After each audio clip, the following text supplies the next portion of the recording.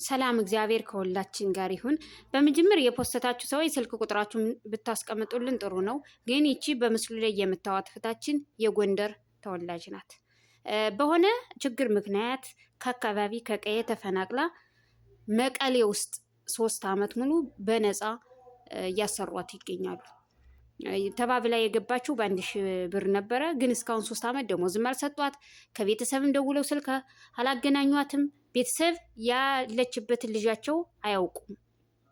እና ጎንደር ውስጥ የዚች ልጅ ወገን የሆናችሁ ያው እንግዲህ አድራሻዋን መቀሌ ውስጥ ናት ያለ ይላችሁ ይችልሽ ቤተሰብ ከሌላት የኔ ባይ ከሌላት እኔ እወስዳታለሁ ይችልሽ በስርዓት ከኔ ቦታ ድረስ የምታሳፍሩልኝ ከሆነ ይችልሽ እኔ እወስዳታለሁ። ምክንያቱም ወጣትነቷን በከንቱ በባዶ ተጠቅመው በኋላ የትም ቢጥሏት ይችልሽ አወዳደቋ ይከፋል።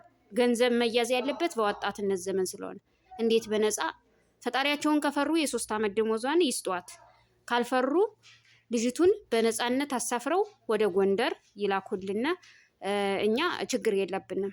ከኛ ቦታ ስራ ፈጥራ በስርዓት ትኖራለች። የኔ ባይ ቤተሰብ ካላት ችግር የለውም። ቤተሰቦቿ እንግዲህ እናት ልጄ የተወደቀች እያለ እያሰበ ይሆናል።